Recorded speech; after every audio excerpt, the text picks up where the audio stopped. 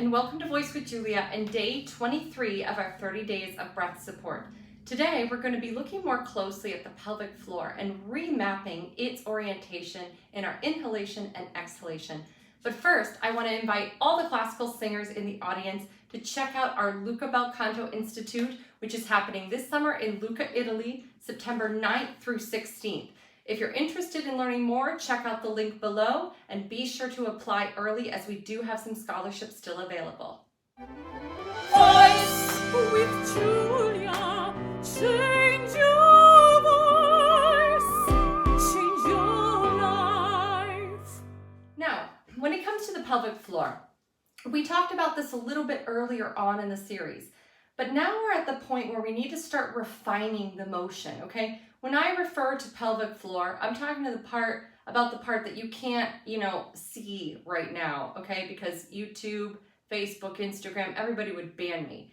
So that's what I'm talking about. It is the muscles down here, right, okay, in our nether regions that are a little bit like basket shaped, okay? And whether you're male or female doesn't really matter because it's still kind of the similar structure where it can move in to contract and open to release, okay? So it moves like it kind of closes, right, and tightens and pulls up, or it releases and opens and moves down, okay? So if you have trouble mapping that area, it's a good idea just to get started. And some people start by, if you take Pilates, you'll understand the principle here, right? It's all about firing up our core, okay? So the core begins actually here and it comes up this way, right? So in order to find these muscles, before we talk about their relationship in our breathing and our singing, I want you to just kind of tighten your butt cheeks, right? And sort of just feel all those muscles down here in the pelvic region firing up. Now try to do that without engaging the abdominals, okay? You just fire those up, right? Squeeze and release, squeeze and release. And it's okay right now in finding this if you do have to squeeze the glutes to do that as well. That's fine. Eventually you're going to want to not do that and just isolate, okay? But for right now, this is totally fine. And you might find that in doing that, instead of being like this, you're going to be dropping that a little bit and doing a little bit of a pelvic tilt. That's good because that's what we're going to be talking about right now. I want to remap our inhalation and exhalation with our pelvic floor and what that needs to be doing, okay? So if you've been following along in the series up until now and you're still having trouble, this video might help you. So ideally, and actually what should be happening, but it doesn't always happen, so that's why we have to talk about it. When you inhale, the pelvic floor should open and release, okay? And then when you exhale, the pelvic floor should contract and pull in. Now this is obviously not everyday breathing, but this is what happens in a correct exhalation, okay? Inhalation, exhalation, okay? And you could feel those muscles doing the work. Now when it comes to singing, what we need to make sure we are doing is releasing the pelvic floor on the inhalation. And that then we are allowing the pelvic floor to engage. We've been talking a lot about these movements. When we do these movements, that's the pelvic floor, right? Contract, release, and it's not a full release until we really are done singing, but there's a little bit of release involved, right? So what we want to do today is look at our inhalation and how we're going to do this. We're going to breathe in, okay? And we're going to feel that all the pelvic floor muscles open and expand. So you really feel that inhalation. Now you're going to exhale. You're going to tilt your sacrum down, squeeze the pelvic floor up, okay?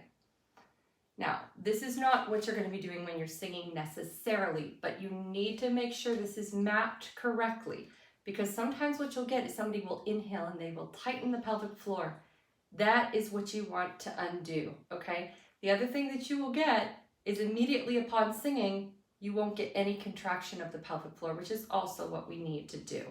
So we're going to do a little bit of a modified version of that, right? So we'll breathe in, release the pelvic floor, okay? Now exhale, pretend like you're starting a tone and ever so slightly engage the pelvic floor. Good. okay? Again, inhale, release, slightly engage, good.